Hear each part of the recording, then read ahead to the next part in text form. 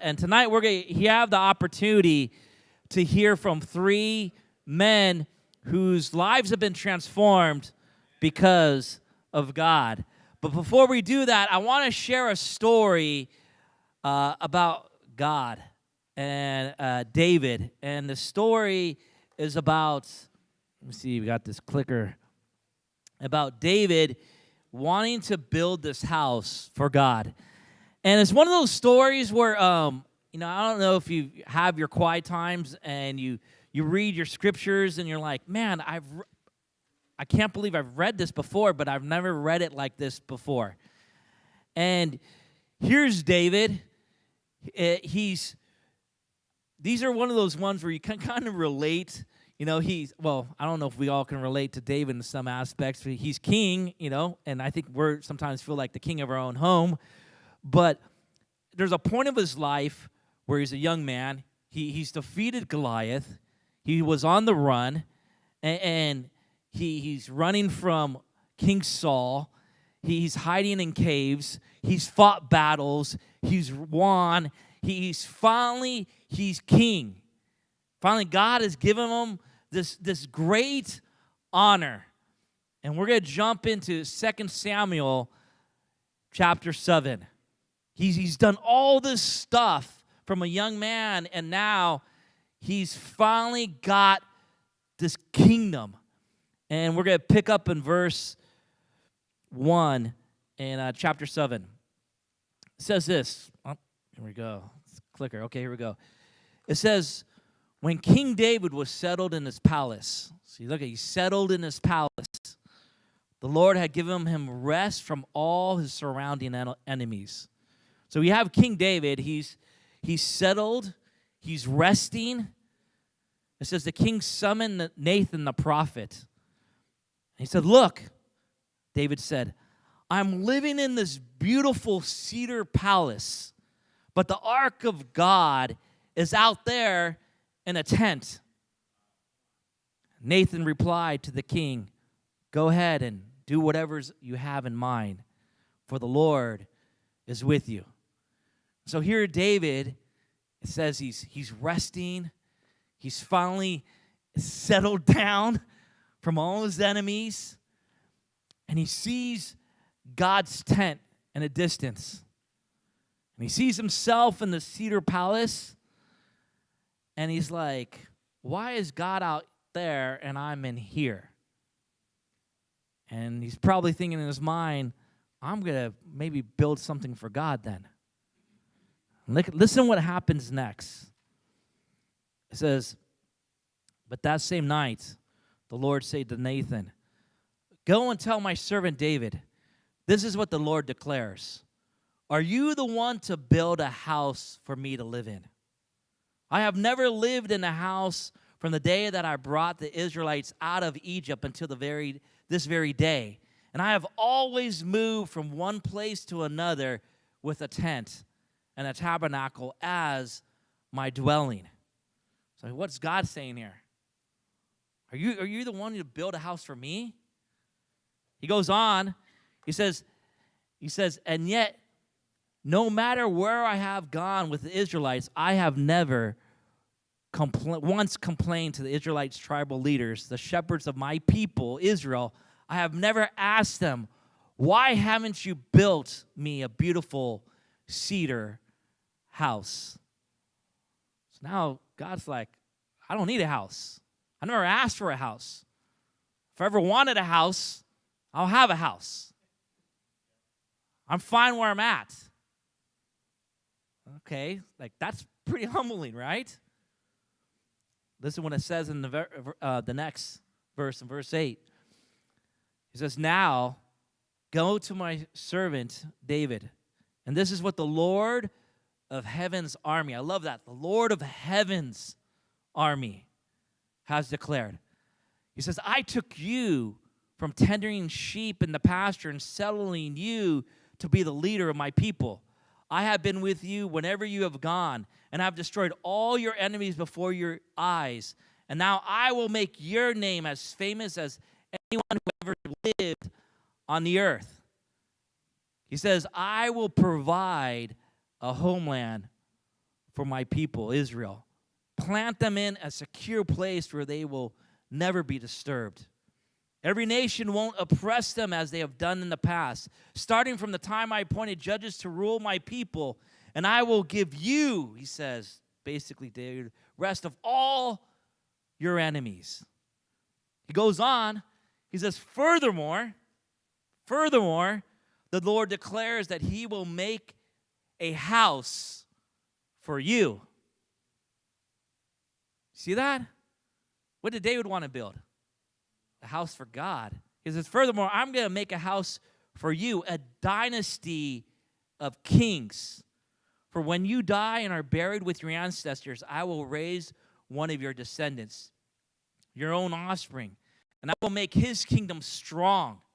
And he is the one who will build a house, a temple for my name, and I will secure his royal throne forever.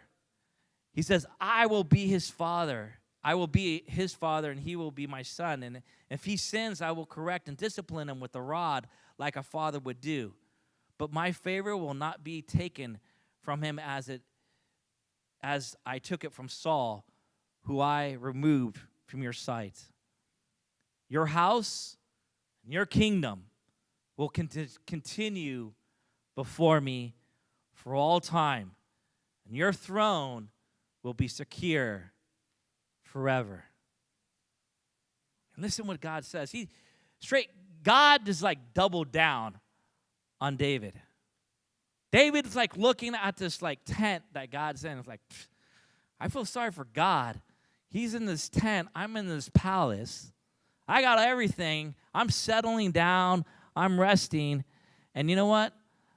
I'm going to build something for God. He goes and tells the prophet Nathan. And Nathan's like, okay, yeah, go do what you want to do.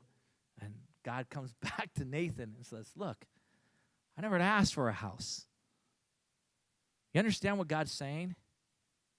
He's saying, look, you're not the one who builds something. I built something in you. And he says, I've built something in you, David, from the beginning, when you were a shepherd's boy until you're now. And I'm going to continue to build something. Your kids, on and on and on. Listen to what David says. It says, so Nathan went back to David and told him everything the Lord had said in a vision. And then King David went in and sat before the Lord and prayed. He says, who am I, O sovereign Lord? And what is this family that you've brought me this far? And now, sovereign Lord, in addition to everything else, you speak of giving your servant a lasting dynasty? It's not like the Lakers. I'm talking a lasting dynasty. Do you deal with everyone in this way, sovereign Lord? Hear God. This really hit me because I just want to share this with us, church. We have to look at this, that God's the one who builds. And he builds something in us. Mike and I, we've been going in this journey through this thing called City to City. It's how to plant churches. And, when I went to Whittier, I was like, God, I'm going to build this for you. And I'm going to do this for you, God. And that's good and all. But I came to the realization, I felt humbled reading this because I felt like God was telling me, there's already churches in Whittier, Anthony. Like, I didn't ask you to build me a church. I'm going to build something in you. And whatever I'm going to build in you, it's going to be lasting. And that's going to impact people. And that's going to impact your family. And I think that's in all of us. And so right now, one thing I just want to say is, what is God building in you? I think we could get so caught up in what we're doing in ourselves rather than what God is doing in you. And you see the gratitude that David had. Imagine just having the gratitude in us, just realizing that God is building in us. And so right now, we're going to have some men come up and share what God is now building in them. They're going to share about their past and what now God is doing in their life. So right now, Don Rodriguez is going to come up and share his testimony.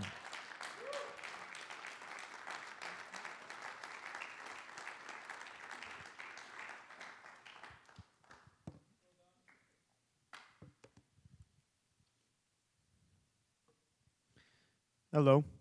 I'm Don. I'm 19 years old and I recently got baptized. I'm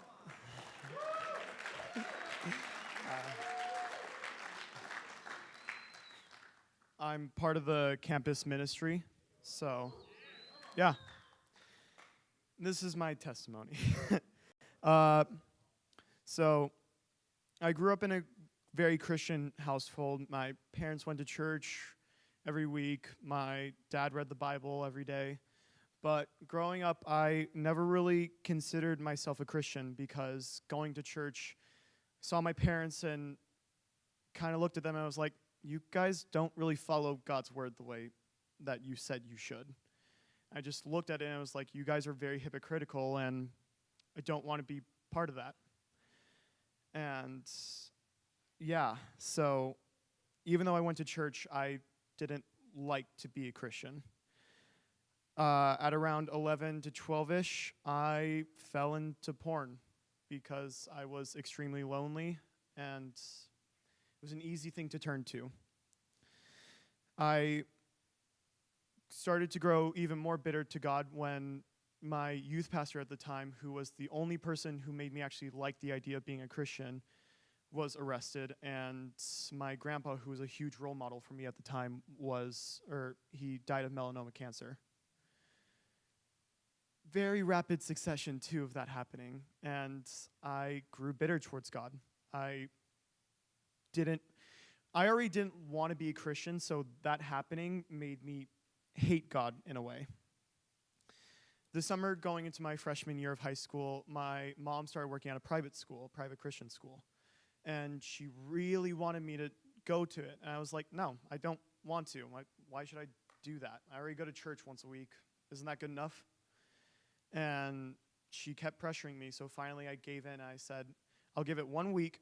And if it doesn't work, then you can't make me go. So she agreed. And that first week, I signed up for classes, and I signed up for an apologetics class, which, for those of you who don't know, apologetics is knowing and defending your faith. I fell in love with it.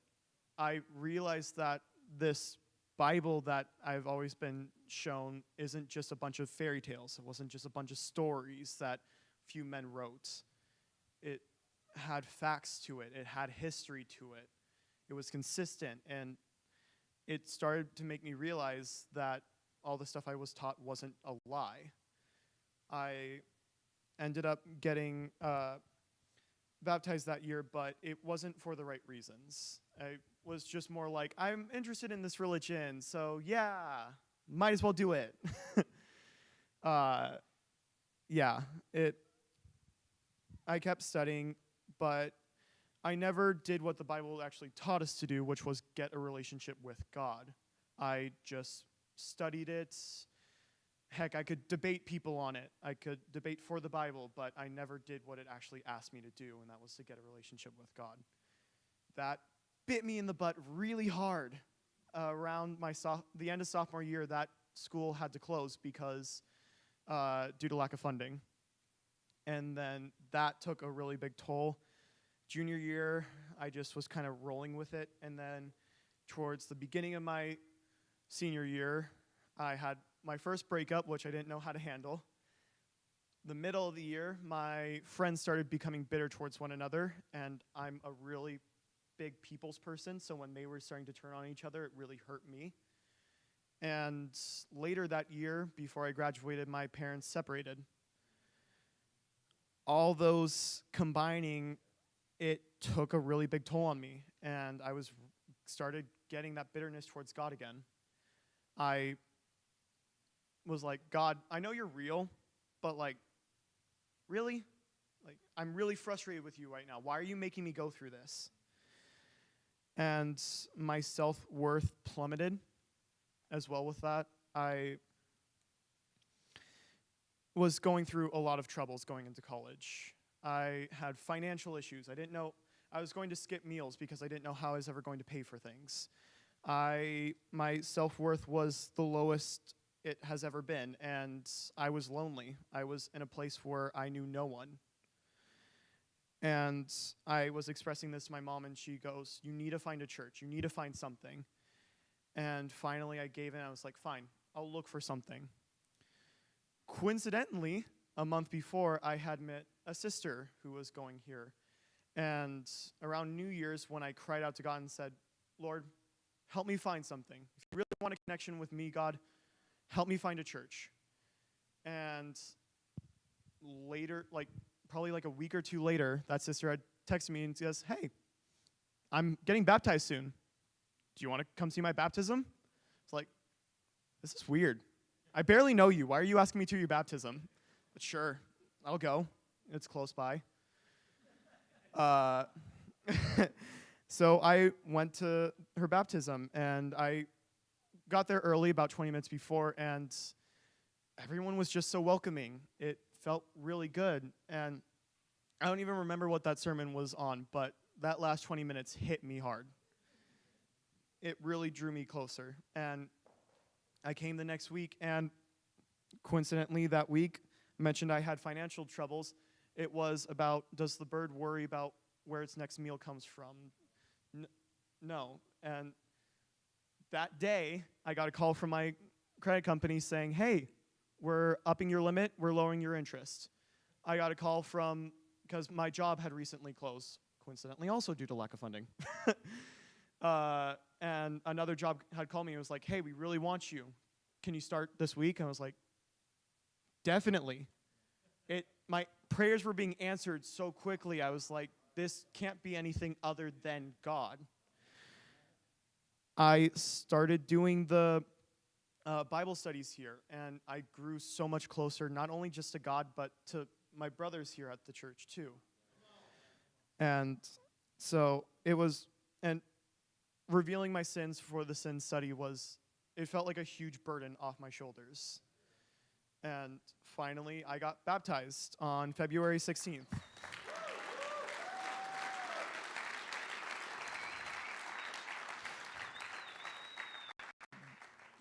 That was incredible. Finally getting baptized, knowing what it actually meant, and actually having a relationship with God, it was a whole nother feeling. And I felt like I wasn't tied to my old self anymore. I felt like I wasn't tied to my sins anymore.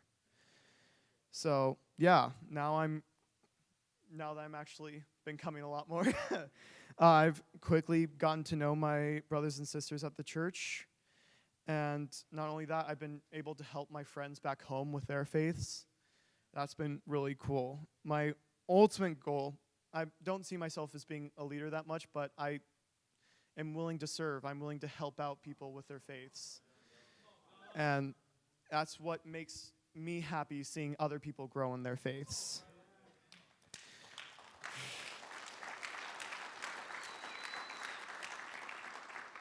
I mean, it's already started. I've been helping Ian with his Bible studies. So, really excited to see where you're going, bro. I'm really happy that you're doing this. And but if I'm being honest, I still struggle with my self-worth. It's an ongoing struggle, but we're not perfect. Every day we try getting closer to God and we still struggle, but that's not a problem. So I just coming to terms with that, but God has helped me so much in my life already. I'm not even worried about where my life is heading because I know God has helped me every step of the way and have been with me every step of the way. So, yeah.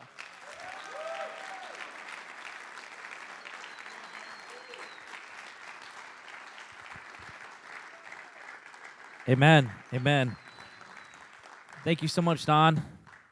Right now, we're going to have Daniel Sanchez come up and share his testimony. All right, guys. Well, before coming to church before getting started here. I was actually baptized in early January. I had a hard time letting go of control, and I think we all kind of struggle with that. And so I'll lay it out tonight. I'm gonna let go of control right now, like I have been, because it's got me here, and I'm super thankful for Jesus and God and everybody coming into my life, my friends, my family, you guys. Sorry. I'm 33 years old. I'm married. I have a beautiful wife. I have 3 children, and they're everything to me. But one of the things that we can do as men and as a human is we can say the details that make us look good, but the details in my story are not that. I haven't seen my kids in 4 months. I'm not with my wife. We're going through a divorce. It's tough. I've had one conversation with my wife in the last 4 months, and it was about her being happy with somebody else. So it's tough. I'm going through a lot. But, I have God with me. I have something here that's carrying me through this storm. And it's been amazing. I'm in the worst storm of my life, and I'm making it through it. And I'm super thankful for the opportunity of knowing God and loving Jesus and accepting forgiveness, because all of the things that I'm dealing with, the things that I'm going through, the consequences that I'm facing, they're because of my actions. They're things that I did. Not my wife's doing. They're things that I did. I'm guilty. I made mistakes, and I deserve what I'm going through. But knowing that God has forgiven me and given me opportunity to be rebirthed and do things over, it's just a blessing. And I'm super thankful for that. And, meeting the guys here in church, it's changed my life. Standing in front of you guys right now, this is a huge moment for me, because it's something I'm not able to do. I'm not able to go and just be so vulnerable and just speak and say, hey, guys, I messed up. I made mistakes, and I am going to suffer consequences moving forward in my life, but I do have the ability to make a change, and we all do. And, this is my moment, to change things, and that's what I've done. So I didn't write anything down. I told myself, I'm just going to let it flow. I'm going to let God speak through me. So that's what's happening here. But I am nervous. I will say that. I'm super nervous. So from the day that I got baptized, I saw my life change. It was the next day, my life just started layering in a different way. And things started to move in just a better flow. And again, things are still really hard, and I'm still going through it, but having God with me totally changed everything. I've been able to make it. I've been able to sleep. I've been able to eat. I've been able to get back to regular routine, which I wasn't doing before. So, I would just want to encourage anybody that is maybe in the similar situation that I'm going through, what I've laid out, just get right with God. That was a big thing for me, is we got to get right with God, accept the forgiveness, accept the love of Jesus, accept the love of God, and just move forward. And that's all I got to say tonight. All right.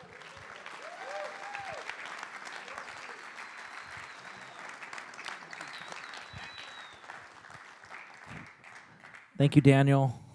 Thank you. We have one more brother coming up, Roberto Gonzalez. Yes, sure.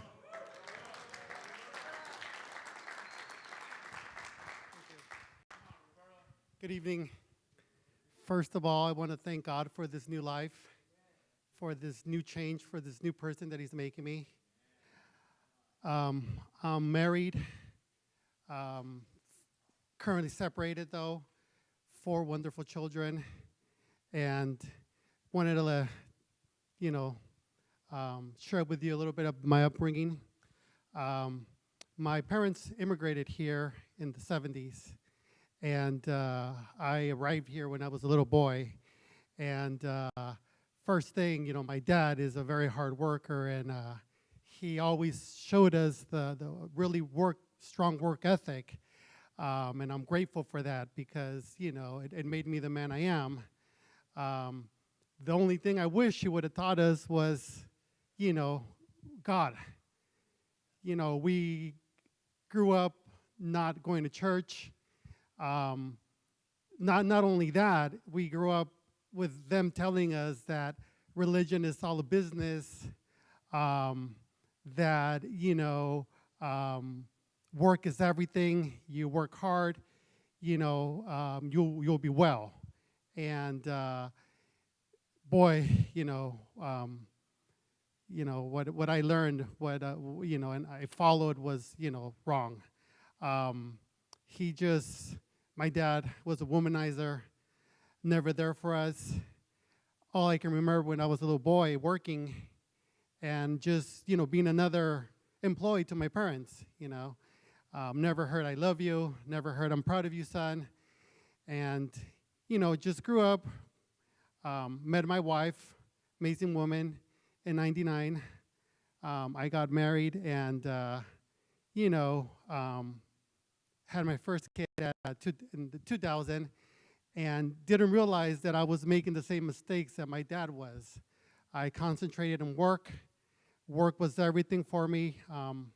Worked 6 days a week, 12 hours a day, and I just made that my life, So much that I miss my kids' graduations, my kids' events, awards, you name it, Dad wasn't there. And the way I would justify it was that I'm working right now. They know I love them. I'm working to provide for them because that's what my dad did for me. And, that's how I justified it, that they know I love them. I'm here working for them, So just fell, into work and, just purchasing, worthless possessions, neglecting my wife, my kids, never telling them that I love them, even my wife. I always felt it, but those words were always stuck here in the throat and could never come out. Even though I was really successful, I was always angry. I was always wanting more, and was never really happy, even though I had everything to be happy. February 5th was the day that my life just came crumbling down. My wife, finally had enough of me. She finally had enough of the insults. She finally had enough of just, me just being a jerk to her, and she couldn't take it no more, and she left.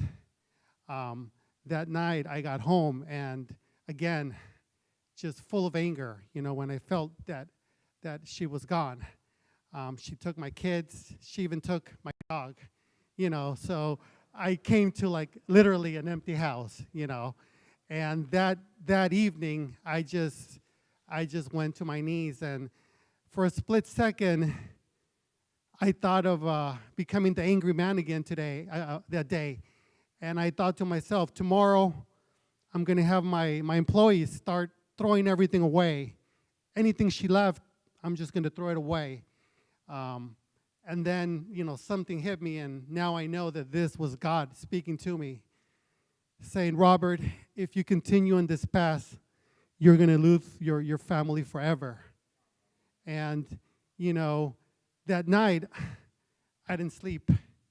Stayed up all night reflecting and, thought about ending it all, but then, again, it was God saying you don't want your kids to say Dad was a coward and took the easy way out, So it was a long night, It was a really long night. Next day was, again, on, just praying and being on my knees. And I reached out to a brother from the church, Robert Lickfield. And, I was so impressed because I know he was at In-N-Out, and he was ready to have lunch with his beautiful wife, and he spent about 45 minutes on the phone with me, and I felt grateful because I know that his food was getting cold, and and he still took the time to help me and pray with me and just encourage me. And after that, he prayed with me. I felt good, even though I was still, in a lot of pain. And he invited me to Bible talks. And I remember that that night before I went, to Bible talks, I was speaking to my mom, and she saw no mijo, like no son in English. You don't need God. You need a good therapist, you know. And then again, I mean, there was my mom, you know, kind of try to push me away, you know. And I said, no, Mom, no, I need God in my life. You know, I need God in my life, and you know, I'm going to follow this journey. And, you know, here I am after, you know, couple of weeks of Bible, you know, talks. I realized that, you know, I want to be baptized. I want to change. I want to get closer to God. I want to be a better man. I want to be a better husband. I want to be a better father. And, you know, since I've been in this journey with God, I'm not that angry man I was before. I can finally tell my kids that I love them. I can finally tell my wife that I love her, and we're working on our marriage. And you know, for the first time now, we see eye to eye on everything. And for the first time, I feel she's my best friend again. And you know, it's just a life-changing experience, you know. And I got baptized March 6th. And yeah, that was, now I can say that was the happiest day of my life, getting baptized. And from now on, even though my wife and my family are not still with me, I could say that I've never been this happy. So, you know, I just want to thank God, and I want to thank all the brothers here, because without you guys, I wouldn't, you know, be able to be up here. And, you know, I want to thank you guys for all your support. And again, I want to thank God for this opportunity to speak. So, thank you. Have a good night.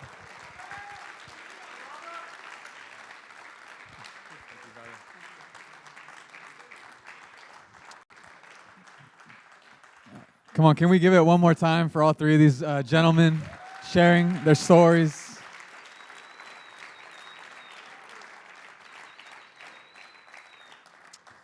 I don't know about you, but you know, when you've been around for a while, sometimes you get disconnected from where you come from.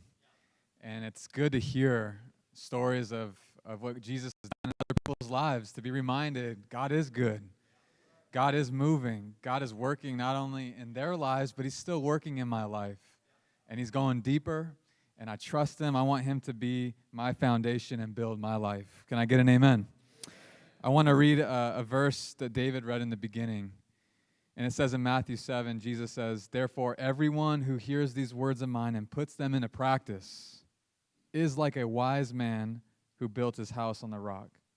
The rain came down, the streams rose, and the winds blew against that house, yet it did not fall, because it had its foundation on the rock."